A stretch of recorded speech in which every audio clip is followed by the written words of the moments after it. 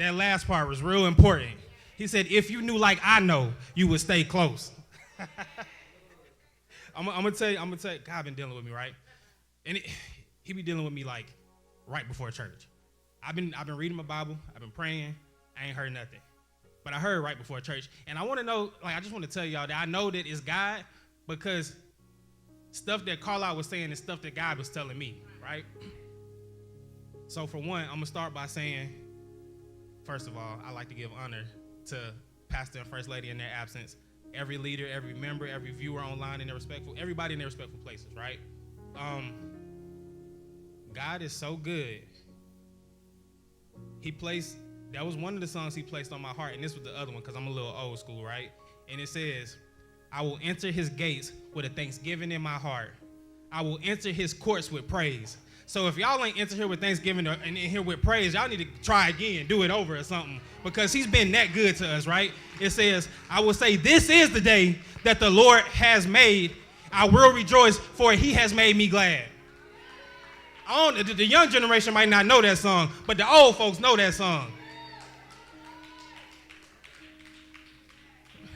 Even when Maxie was up here singing, and he died for us, right? He was telling me, he said, I died so you can win. It don't matter what your situation look like, you gonna win.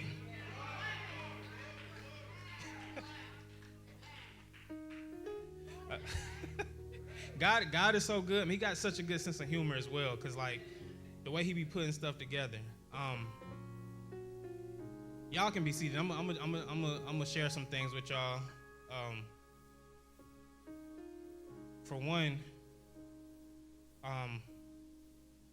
prayers out to the Hackett family. The funeral for Keon's mom is today. So that's why, it's a little empty in here. But you know what? Where two or three gather.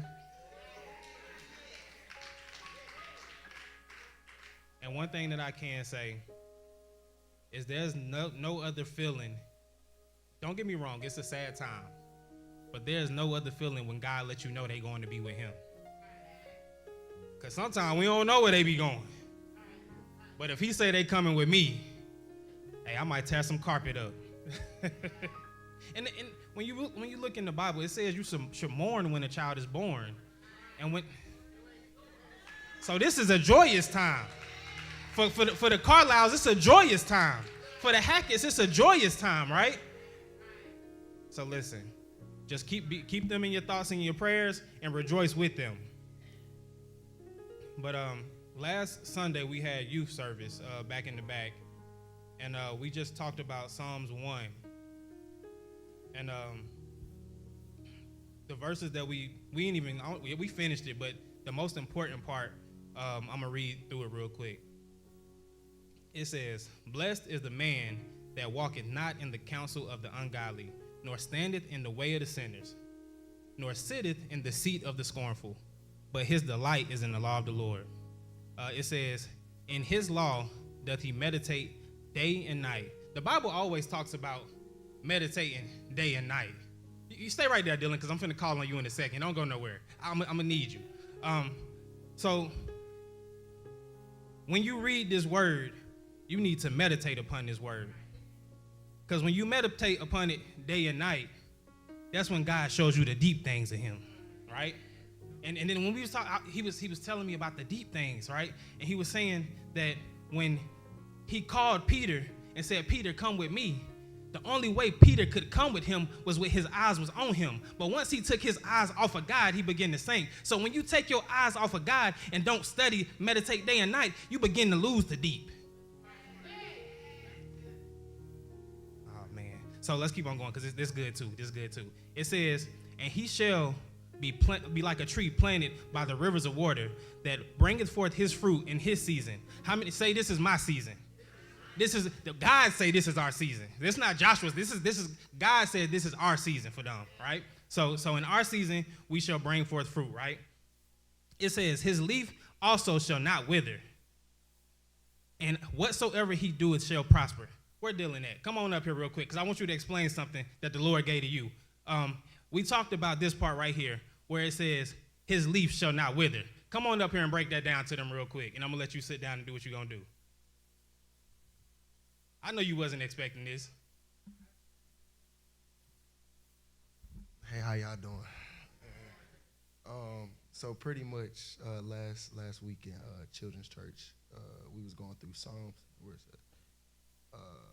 We was going through Psalms, and the Lord kind of touched me with this because pretty much in the verse he was saying that we could bring fruit forth in our season, and he said, like Josh said, his leaf also shall never wither. And so pretty much what the Lord was saying to me, like, if our leaf never can wither, that means we have the ability to bear fruit whenever we need to bear fruit. So as long as you in God's presence, you seeking God, that means you can always bear fruit. So just always be seeking him, and y'all always bear fruit. So that's, yeah. So I appreciate that. You can go and sit down. I'm going to get him out the way. So we're going to back this up because, like, God said sometimes y'all needing a confirmation, right? So if you just go to your phone, you ain't got to do this right now. You can do this at the church. You can go to your phone and Google, can a tree that doesn't wither produce fruit? It says yes. A tree that doesn't wither can produce fruit.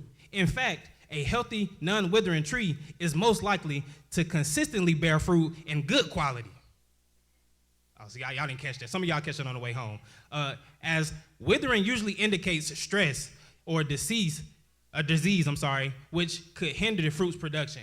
So not only can you bear fruit in any season, you bear good fruit in, oh God, I bear fruit. I don't know about y'all because y'all too quiet on me because that touched me right there. And then I looked and said, can a tree that doesn't wither, can it bear fruit in any season? It says yes. A tree that does not wither can potentially produce fruit in any season, depending on the species and climate, as long as it has necessary conditions. Yo, necessary conditions is God. So if you got the necessary conditions, it don't matter what season it is, you can bear fruit. Okay, some of y'all catch that on the way home too. I'm gonna tell y'all this too, right?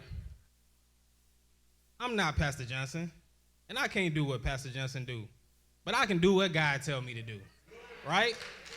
So the word can't only just come from Pastor Johnson. It can come from anybody because it's the house thing. God is in the house.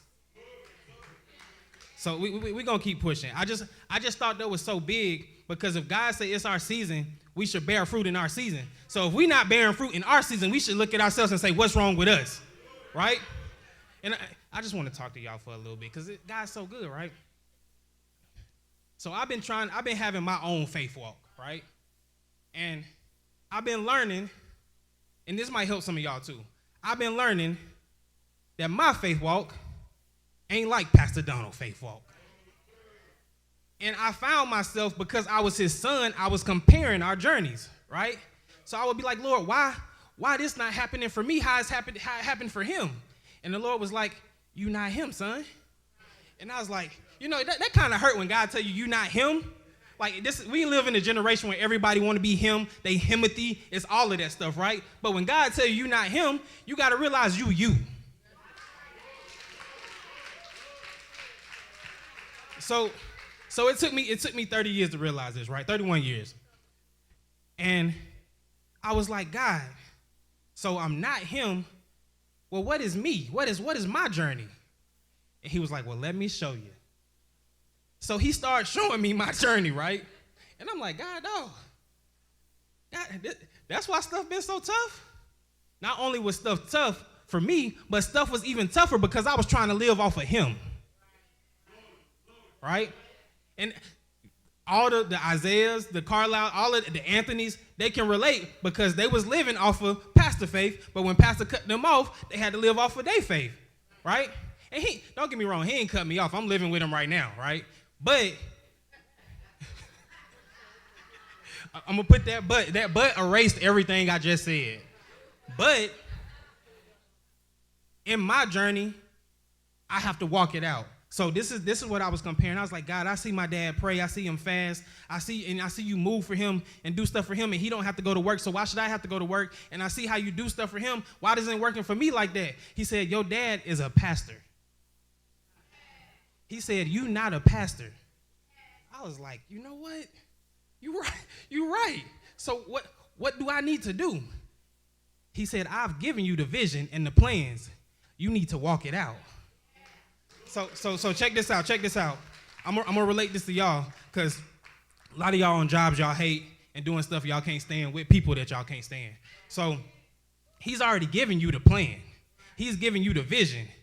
But because you scared to take that leap of faith and walk in what he's giving you, you doing something that you hate. And some of y'all be like, well, I'm on my mission. It's not all of y'all mission.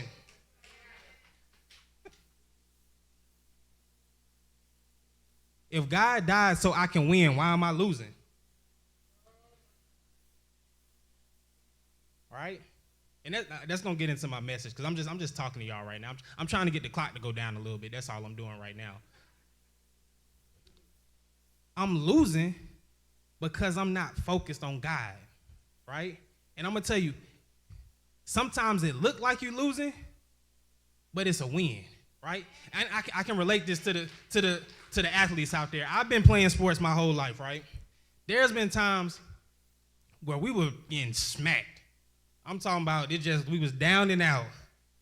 But I knew the work that I put in. So I was like, I'm still gonna win, right? So I could tell you in my freshman year, I was playing basketball at Campbell High School. It was the freshman championship, right? And we were losing. And everybody's trying to like, well, what we gonna do? And I look at my coach and I look at my best friend, because my best friend was on the team at the time, and I tell them, I'm gonna get a steal. We gonna win. We good. So while I'm telling them that, my dad in the stands talking to some fans that's going crazy, and he like, my son gonna get a steal. They gonna win. Lo and behold, they throw an inbounds pass. I tip it because I knew I was gonna get it. It's a layup. We win the game, right? So my team going crazy, and I'm like, why y'all? I told y'all we was gonna win. So it's things where y'all looking like y'all gonna lose, but if you got the word of God in you, God didn't design losers. He designed tough situations, but it's only to build you. Oh man. I'm gonna jump into this word because y'all looking at me a little crazy. We're gonna go to 1 Samuel chapter 30. 1 Samuel chapter 30. And I'm gonna tell y'all why I love David so much, because he went through a lot. And some of y'all be going through a lot too, right? Some of y'all be having situations, I'm gonna relate y'all to David. David had to play crazy. I don't know if y'all remember that, but he was running from Saul, and he had to, what's his name was started with an A, I can't remember. Well, y'all been reading y'all Bible. So he was running away, and he went to Achish, right? And Achish was a Philistine. If y'all remember, prior to that, David killed Goliath, who was a Philistine, right? So now he has to go to somebody of the people that he done killed. And he like, I don't know about this because I'm running from Saul. Saul back there, this other Philistine up here. I'm stuck in the middle. I'm going to just go over here and I'm going to play crazy. Some of y'all playing crazy right now.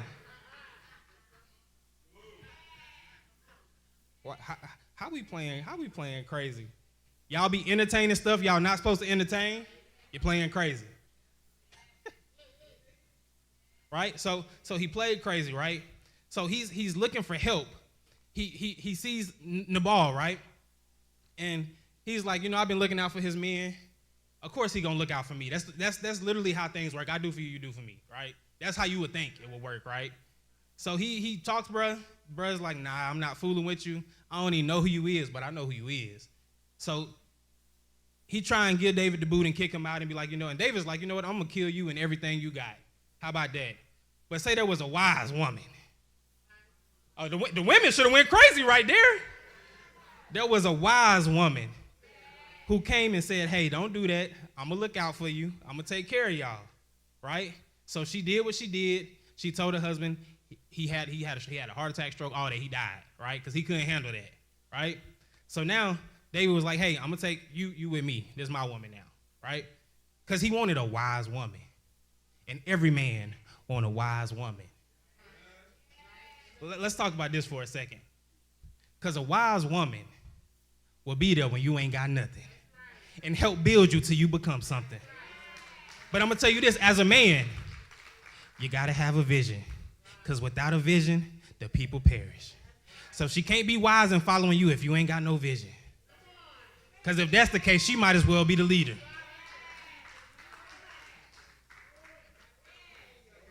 I got my belt. My belt is for everybody this morning. It's for everybody, right? But to belt. So let's start in 1 Samuel 30. Now when David and his men came home to Ziklag on the third day, they found that the Amalekites had made a raid on the south, the Negeb, and on Ziklag, and had struck Ziklag and burned it with fire. Keep going. And had taken the women and all who were there, both great and small, captive. They killed no one, but carried them off and went on their way. All right, we're going to stop right there. So the devil has been coming against you. He said, I'm going to burn everything they got to the ground. I'm going to do all this. But the big thing right there, he couldn't kill no one. So you still standing because he can't kill you. See. So because he can't kill you, he got to do stuff to distract you, to make you take your mind off of God, to make you take your mind off the things of God and what God said he going to do for you, right? Because if God said he going to do it, the devil know he got to do it. So what he do is try and get you to change your confession. So when you in those situations where it look like your world is crumbling down, you speak what God speak. Because I know I find myself sometimes and I get down on myself and I'm like, Lord, this is what you said, but this is what I'm dealing with. But when I say but, I just erase everything that I just said and I start focusing on the bad. Look at your neighbor. Neighbor, you a winner. God died, so you win. Oh, see, I like that. So whenever you it look bad, just say I'm a winner. I'm a winner, right? And I'm so excited, y'all, because this is such a good time to be in God's presence, in God in general. It's one of those things that, like, Pastor talk about it all the time, and I've been praying that God show, like, kind of give me glimpses of stuff, because I want to see the stuff too, right? And God has been showing me stuff, and I can tell you this, I can guarantee before 2025 is out, there's going to be millionaires in this church. I guarantee it. Now, I don't know who's going to receive it. I received it already, so I know I'm talking to myself, but it's some of y'all going to be in there too, right? Because this is the time.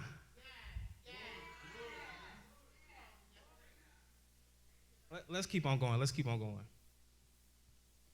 So David and his men came to the town, and behold, it was burned, and their wives and sons and daughters were taken captive. Keep on.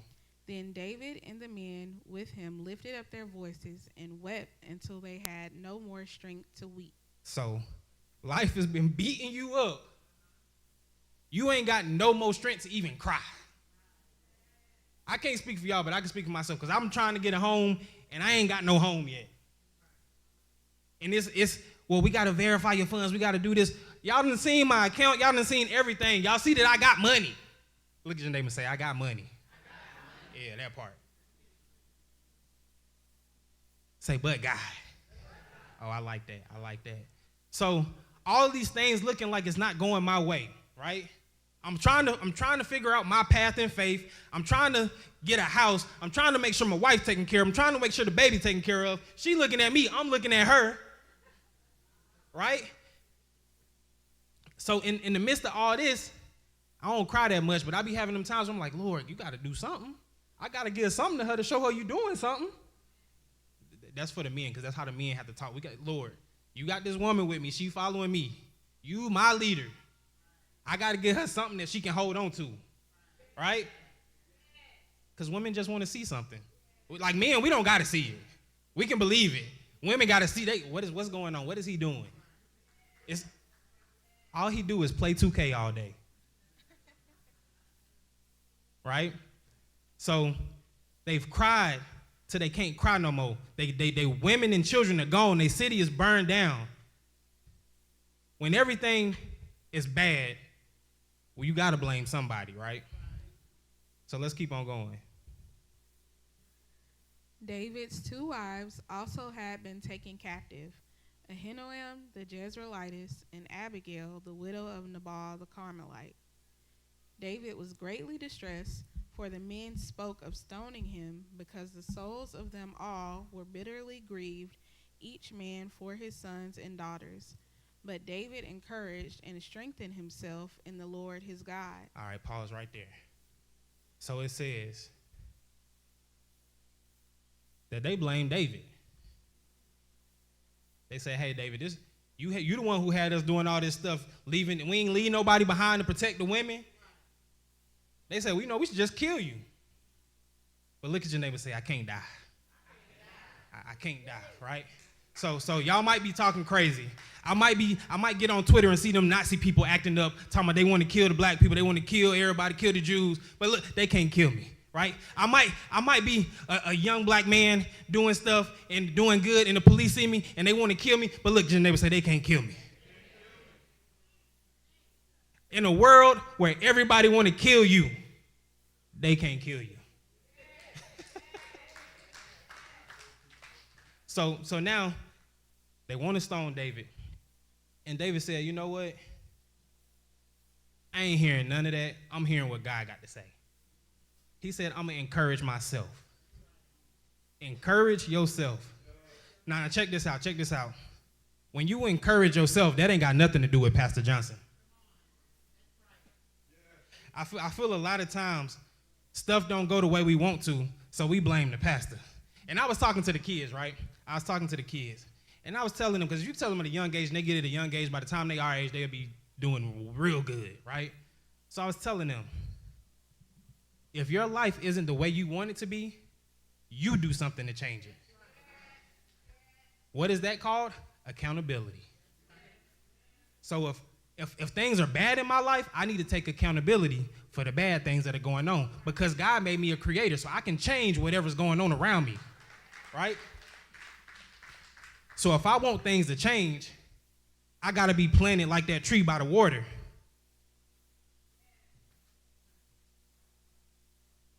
Being planted sounds easy. But to be planted, you got to go down before you ever come up. So you wondering why things seem like they going down, it's because God is planting you. Oh, man, y'all don't hear. If I ain't preaching to nobody, I'm preaching to myself, right? Because I be looking and I'm like, God, why is things not happening? Because he's planning me. He want me to stay in that one spot. He want me to seek his face. He want me to fast. He want me to pray. Like I said, I preach myself happy. I want y'all to understand this. I've been in church 31 going on 32 years. From the time I came out the womb, I've been in the church.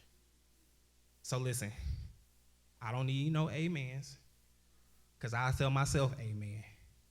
I don't need nobody to jump or shout for me, because the angel's already doing it. So I'm going to tell y'all this. If y'all don't get it, it ain't on me, because I'm just a messenger, right? So check this out. They want to kill David. David says, I'm going to encourage myself, right? A lot of times, we don't look to encourage ourselves. We look from words from other people. And I don't know about y'all, but the people that I know, they don't never got nothing good to say. You tell them your situation, they just gonna be like, bro, that sucks. Like, I'm sorry for you, but that ain't me, right? So you gotta have that time. And sometimes it's good to be alone. I don't know why we have a society that we always feel like we gotta be with somebody or be by somebody. I can do bad by myself and I can do good by myself. Let's keep on going. David said to Abiathar, the priest, Ahimelech's son, I pray you, bring me the ephod. And Abiathar brought him the ephod. And David inquired of the Lord, saying, shall I pursue this troop? Shall I overtake them? The Lord answered him, pursue, for you shall surely overtake them, and without fail recover all. Okay, stop right there. So the first thing he did, after he finished crying, after he talked to his people, and they was like, bro, we want to kill you. he went to the priest. And the priest brought him to Ephraim, and David said, he inquired of God and said, shall I pursue? Now, when I was reading this, the thing that stood out to me is how in tune David was with God, right? Because he needed a right now answer. He didn't have time to wait, to tarry, right? He needed an answer right then and right now. So for me to get a right now answer, I got to have a right relationship with God. And I'm going to tell y'all, because some things confuse me, right? Because I've been in church. I told you I've been in church 31 years. When people need the answer from the pastor but can't get the answer from themselves, I be confused, right? This is why, I'm going to tell you why I be confused. I'm not saying everybody got different levels, right? But what I'm saying is just how God hear pastor, God hear you. So if you spend time with him, he going to hear you and he going to talk to you. You got to listen and you got to be able to know what's God's voice and what's your voice. Because I'm going to tell y'all, sometimes I be praying and it be my voice that be talking and I be like, that don't sound right. That don't sound right. Why it don't sound right? Because I be praying like, Lord, move for my community. Help my people. And then that other voice be like, bro, we need to go get the stick and go crazy. Y'all don't feel me. See, we have a term called YN. And for those who know, they know. And for those who don't, you don't. But I be ready to get the shiesty and go crazy because we've been treated bad for so long. And I'm like, Lord, I'm tired of seeing my people treated bad. But you know why we treated bad? Because we don't pray. We have a community that was built upon prayer, and then we went away from prayer, and now we wondering why things are crazy. Pray.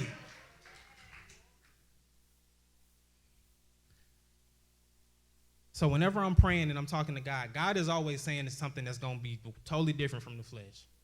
If I'm praying about my neighbor and I'm like, God, I struggle, and God just going to be saying love. Love. I'm like, golly, God, but they on love. Forget. And it all go together. It all go together, right? And I struggle sometimes. I don't struggle with forgiveness, but sometimes I struggle with love, right? Because some people do things that are just so ignorant. And you like, bro, like, come on now. But God say, how can you call yourself a Christian when I am love? So if you're not doing what I am, are you a part of me? So then I have to check myself and say, you know what? I want to be a part of you, so I'm going to love, right? And I feel like because we have all these soft baby back messages that be preached, nobody care about hell no more. But it's a real place, and a lot of people go in there, right? I'm going to let that be known. And that's the crazy thing. We be worried about hell, but it's the lake of fire that's the bad place. Because when he throw you in the lake of fire, you there burning for eternity. You're burning, your skin come off, it come back on, scorpions, snakes crawling, biting on you. Like, that don't sound like fun for eternity, right? So I'd rather, it's not even that it's not fun, but I'd rather live a Christ-like life and enjoy eternity with him than live and be a part of this world and my eternity be in hell, right? I will say that God didn't design hell for us, but the Bible talks about how it's enlarged his mouth and his gates and stuff like that. So pray. Pray for your family. Pray for your friends. Pray for the other races. Pray for the president. Pray for the president. Because I be seeing some of y'all messages on some of the stuff y'all be posting on social media, and y'all be wilding sometimes too. But that's neither here or there. Let's keep on going. So David went, he and the 600 men with him, and came to the brook Besor. There those remained who were left behind. But David pursued, he and 400 men, for 200 stayed behind who were too exhausted and faint to cross the brook Besor. Okay. Life be beating you up so bad. You got to make sure you got the people that's with you on your team. You got to make sure they on your team, right? And I'm not saying that the 200 wasn't with them, but they was so distraught. they were so hurt and cried and were so weak that they just couldn't. And I was telling the kids this too. Sometimes you got to be what other people aren't. You got to be that strength for them, right? One thing that I talk to the kids about is you always want to be an example of God. So when I say that, I just mean sometimes the only Jesus people gonna see is you. They might never go to church, but the way that they interact with you and they see how you do things might be that seed that you're planting for them, right? So what's most important to me is what you do when nobody's looking. Because a lot of people are saints when we in church. But what are you when we outside of here, right? And I think that's what's most important. Because let me just talk to y'all. Y'all my family. If the church is supposed to be a hospital, why can't we come in here and be hurt? Why can't we come in here and be vulnerable? Right? Because we all got issues. Some worse than others, but issues nonetheless. But we come in here like everything all put together, like our life is just fine and dandy.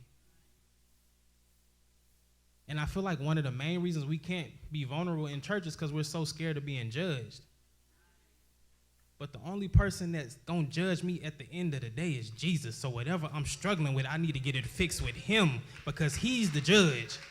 You're not going to put me in heaven or hell, but he is. And my dad was talking to me the other day, and he was saying that people have been selling their souls to the devil, and they're not scared of the devil. And they're not scared of him, but they should be scared of him because he's the one that can destroy your body and your soul. The devil can't do that. He can vaporize you like poof.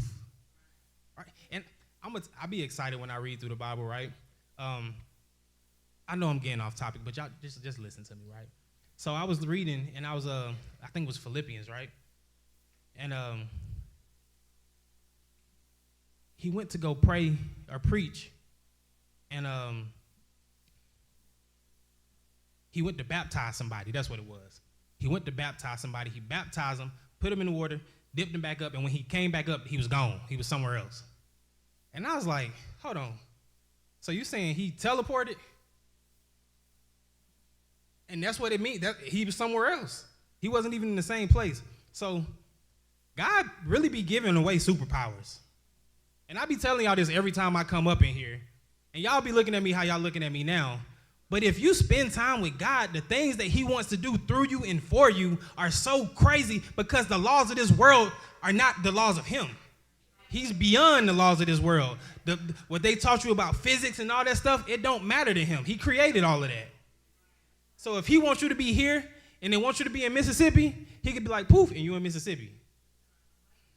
See, when I start talking like this, people they be looking at me crazy.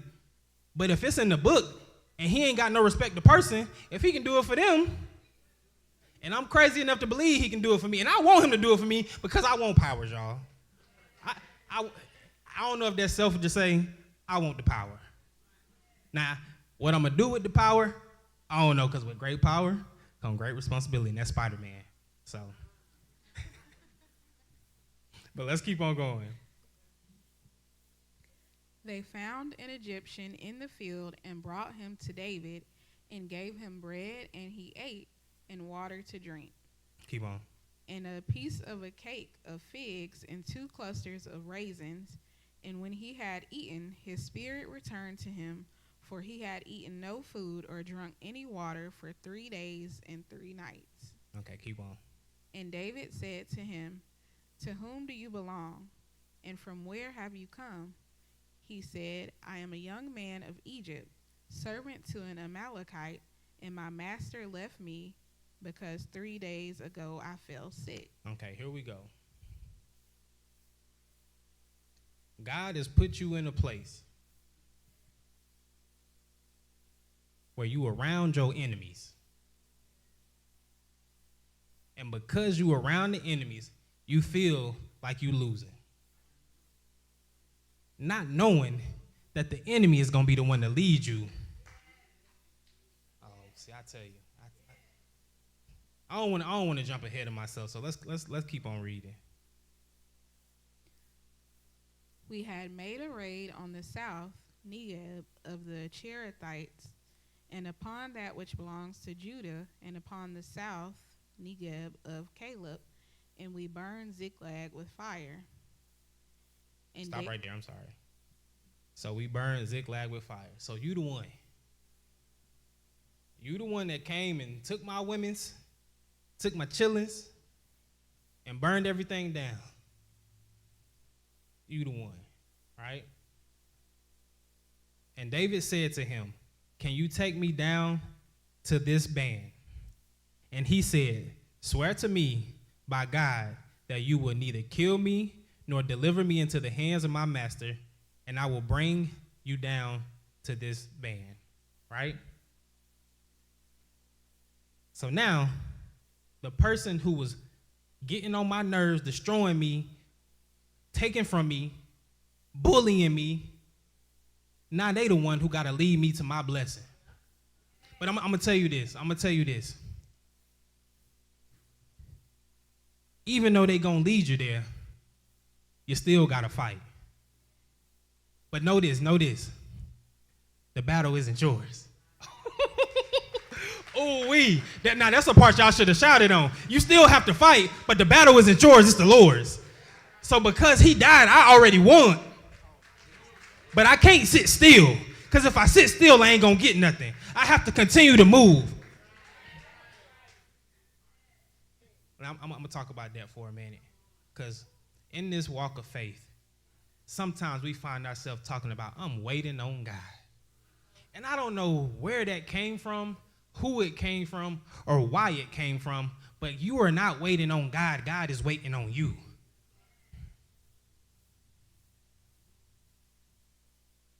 What have you ever gotten in life by waiting? So if the same principles that apply to the Bible apply to the world, if I wait, I ain't gonna get nothing. So I gotta do something. And to me, that was the biggest part in my journey. In my personal journey, I found myself waiting. I found myself back in high school, we made an investment, and I was waiting from 18, 19 years old to 30 years old on the same investment. I can only speak for me. I can't speak for everybody else. So I found myself waiting. I'm like, oh, I'm waiting on God. God said he gonna manifest it. I'm waiting. In the meantime, I'm still hearing God telling me to be prepared, to prepare myself. And I feel like we come to church and we hear stuff, but we don't act on what we hear because we don't be knowing what to do. So you need to find some people that's smarter than you that can tell you what to do, right? So I found me somebody that was smarter than me, and they've been telling me what I need to do and how I need to do it. So I slowly begin to take baby steps and preparing myself. Because the thing is, I don't want God to give me something and I'm not prepared for it. Because if I'm not prepared for it, it'll destroy me. So if God has been telling you since however long he's been telling you that you're going to be blessed, that you're a millionaire, but you don't have no plans what to do with your money, a fool in his money. So you need to have a plan. And not only do you need to have a plan, you need to be executing the plan. That's the big word, execute. I talk to the kids a lot, and one of the main things I've been telling them is our theme for this year is man up, woman up, right? And when I tell them that, I want them to be accountable for their actions, and I want you to take responsibility for the things that you're doing. So if you're doing bad things, take responsibility for those things. If you're doing good, take responsibility for those things. But in all of that, have a plan and execute your plan. And I'm going to tell y'all this. Sometimes y'all parents be haters. I'm going to tell y'all this. Sometimes, I wanted to make sure I said it a little louder. Y'all parents be haters, right?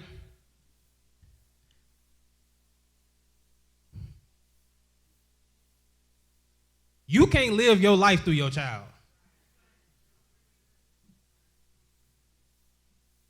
They got to figure it out. So when I was playing basketball, of course I played basketball because Donald played basketball, and I wanted to be like my dad because he was my hero. But if I didn't want to play ball no more, he wasn't going to make me play ball no more. He was going to support me in whatever I did. All your kids want is to know you support them.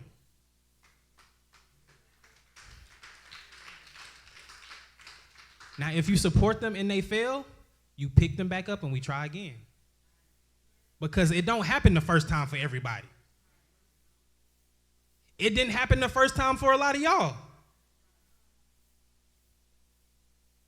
Listen.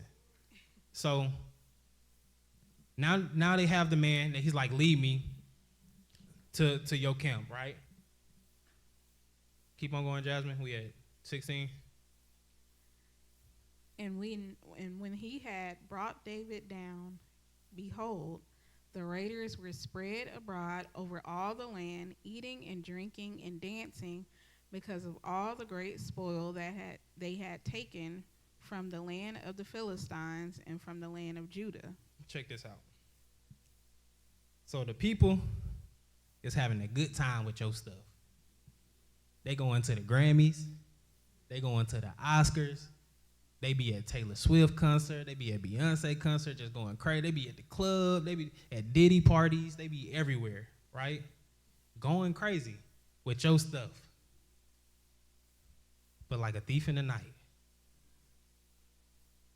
I'm finna go get mine. And I hope y'all with me, because when Carlisle was up here, he did something, and he said that was his war call, or his war cry. So it's about time for some of y'all to give y'all war cry. Let's keep on going. And David smote them from twilight even to the evening of the next day, and not a man of them escaped, except 400 youths who rode camels and fled. So from twilight even into the evening of the next day, it was butt to belt, right? So what I need y'all to do is to lock in, because I don't want to get it by myself. I want to get it with my family. I want us all to get it together. So lock in, and not only lock in, but let's hold each other accountable. If I see you slipping, I'm gonna say, hey sister, you're slipping. Hey brother, you're slipping. If you see me slipping, you call me out. You say, hey brother, you're slipping. What I love about the mothers, right? I told the mothers and Nick, because he not a mother, but he be here with them. They be here on Monday by themselves. And I was like, I want to be a part of the Monday prayer group. Like, y'all be here, y'all be holding it down. So the other day they saw me. They was like, we ain't seen you in a while. And it convicted me, right? Because I made out of my mouth. Nobody held a gun to my head and told me to say it. But I said to them that I want to be accountable and I want to come to prayer Monday mornings at 5 in the morning and pray with them. And they said, young man, you ain't doing what you're supposed to do. So you know what? Tomorrow morning, you know where I'm going to be at? I'm going to be on this altar praying because they hold me accountable. And the thing about it, you can't be mad at somebody holding you accountable. If you tell me, hey, I want to do this, and I see you doing something that's not going to get you to your goal, it would be an injustice for me to just let you do that. So don't be mad at me for telling you, hey, you tripping. Get back on the path, right? Because I find that in church, out of all the places I go, in church is the place where people have the most attitudes. The people that's supposed to be Christ-like be the ones with the nastiest attitudes.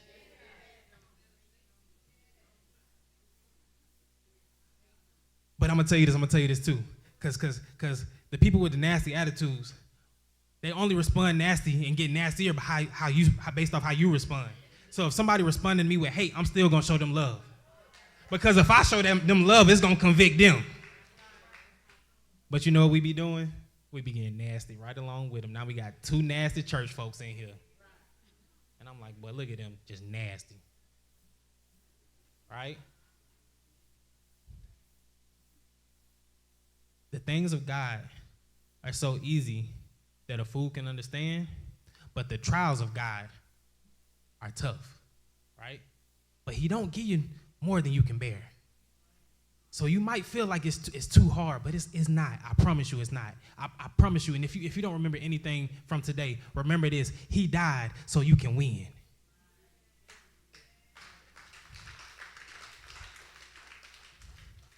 So the next verse, it says, David recovered all that the Amalekites had taken and rescued his 2 wives. Nothing was missed, small or great, sons or daughters, spoils or anything had been taken. David recovered all. God told me to tell you today that yes, you've been getting whooped. Yes, you've been acting crazy.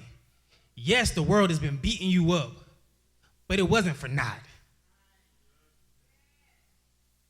I had to plant you. I had to build you. Now it's time. Now it's time. I'm gonna tell y'all this because I don't know who was here, who wasn't here, but February is finna be a great month. A great month, right?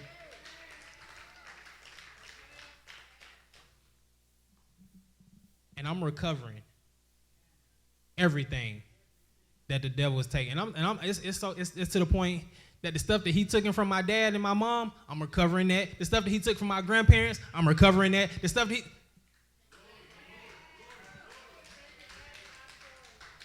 my family, right, on my dad's side, owned land in Twin City, and it was taken from them. But you know who finna recover it?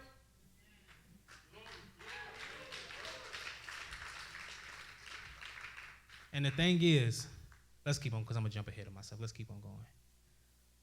Also, David captured all the flocks and herds which the enemy had, and the people drove those animals before him and said, "This is David's spoil."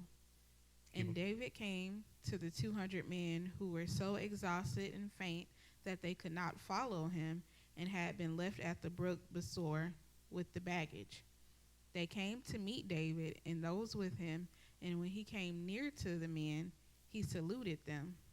Keep on. Then all the wicked and base men who went with David said, "Because they did not go with us, we will give them nothing of the spoil we have recovered." Stop right there. So it says, then all the wicked and base men. Look at your neighbor and say, are you wicked? Because the blessing that God has is not just for me, it's for everybody. Regardless of if they were strong enough to go to battle with me, the blessing is for all of us.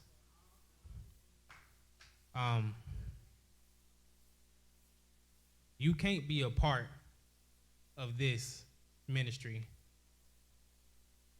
And I'm going to tell y'all, because I done seen it for 31 years. Everybody who done ever been a part of FDOMM done had the struggle. You cannot be a part of, it's a faith ministry. If you're in a faith ministry, what is going to be tested? If you're in a deliverance ministry, what is going to be tested? Why do demons get cast out here so much? Because it's a deliverance ministry. Why do we have to go through so much? Because God is building us. If you don't want to go through, don't go to FDOMM. But if you want to be blessed, stay right where you at. Because if you jump ship too soon, you're going to be looking like, I wish I coulda, I woulda, I shoulda, but you didn't. But for those who are here, the ones who have left, when they come back, you don't look at them crazy. You don't treat them no different because it could have been you.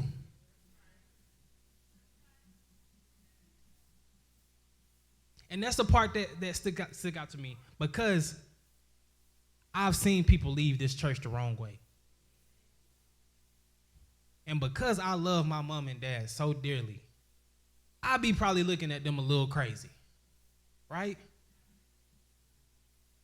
But if our pastor and first lady are going to love these people who did them wrong, how can I not love them when they didn't do me no wrong?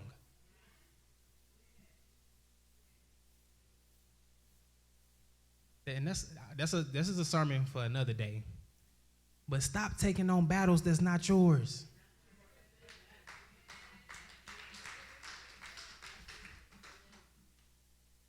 People be telling y'all something about somebody else, and that's not even your experience with that person. Let's keep on going. Except that every man may lead away his wife and children and depart. David said, "You shall not do so, my brethren, with what the Lord has given us." With what the Lord has given us. He has preserved us. He has delivered into our hands the troops that came against us. This is the leader talking. So the troops that came against us were delivered into our hands. Not only did he give us our stuff back, but the stuff that they stole from other camps, he gave us that too. So the stuff that people been stealing from other people is coming to you. But when you get it, you have to be of God's heart, a good steward. But if God tell you to do, you do. Right? And I'm going to tell you this, because this is another thing that God been dealing with me with. If you can't do with a little, you're not going to do with a lot. So if you got $20 and you can't give half of that 20 to the church, when you got $2 million, you're not going to pay your 10% off of that. Right? And we done heard so many stories of people getting blessed in FDOMM. And then they come back here and they don't got no money when they come back. Or they don't come back at all. So be a good steward over what God gives you. Let's keep on going. Who would listen to you in this matter? For as is the share of him who goes into the battle, so shall his share be who stays by the baggage. They shall share alike. And from that day to this, he made it a statute and ordinance for Israel. And that's so important because I feel like sometimes people feel more important when they have certain roles. So the usher in the back is just as important as the person up here delivering the word, because we all a part of the body. If I break my toes, I ain't gonna be walking the same. Y'all gonna be like, why he walking like that? What's wrong with him? Because my toes are important. It's plenty of times y'all done stubbed your toe on something and you done been like, oh God, oh my goodness. Oof. Because that toe is important. It's been plenty of times you done bit your tongue. Your tongue is important. The body is important. So there's no positions in the body that you should be like, oh, well, my position higher than theirs. I should get more than them. Why should you? All right? Now, what I do believe, and I'm going to tell you this, those who commit more should get more. I believe that because I'm more committed. I don't think we should get the same thing if I'm doing what God told me to do and you not. I believe that. But I believe you should still be blessed, just not as blessed as me.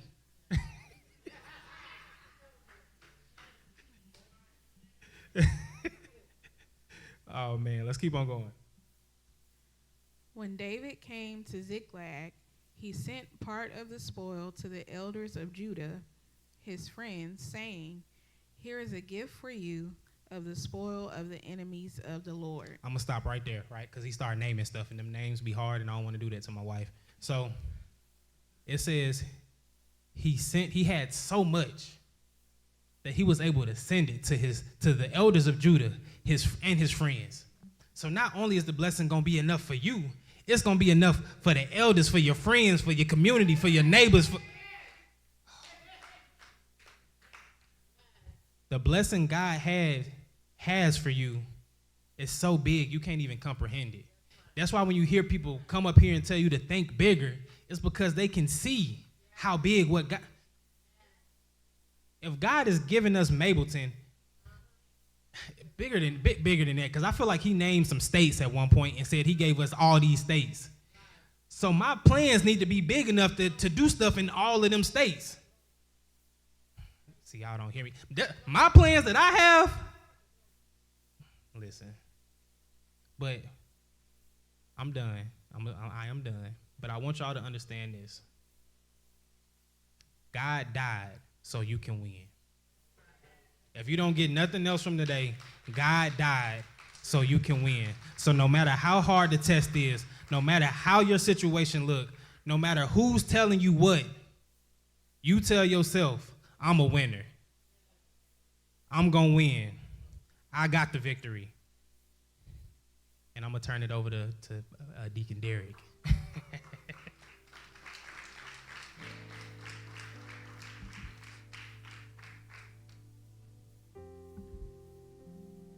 Thank you, Josh. God has a plan for all of our lives. I'm going to slow down. Normally I get up here and go a little fast, but God has been working on me about slowing down and letting the word work itself. So I stand before you. This is probably week number 6. I've been doing this for 4 weeks, and my heart leads me this morning to participation in the body of Christ, because there are a lot of us who have jobs, who have things to do. And before me was Kelvin and Sam and some other men, and they stood before me as rocks and pillars of the community. And they slowly led me to Christ as they stood there and they let God be God. So as I stand before you, there's some of us who are not involved, but could be involved a little bit more. And I know that at home, I'm a leader. At church, I'm a deacon and an usher. What's God have in store for you? What's your job in the body of Christ? What is he going to lead you to? And then what's on the other side? This week, I spoke to another man, and he said, Derek, you're trying to be an intellectual when you go up there. He said, slow down. Let God work through you. He said, let God flow through your mouth. Let God flow through your thoughts. And so as I studied this week to show myself approved, I heard God say, slow down, be simple, get to the point. But what does God have in store for you? What job? What destiny? But you got to get involved, get to work. I encouraged a few people to get to work at the beginning of the year, and their work is starting to pay off for them. And I'd say to you, we all have a job to do. So as I start this morning, I'm going to say that we're going to stand up, and can I get you to, right, we're going to do the offering. So Jason is going to have the offering for the church.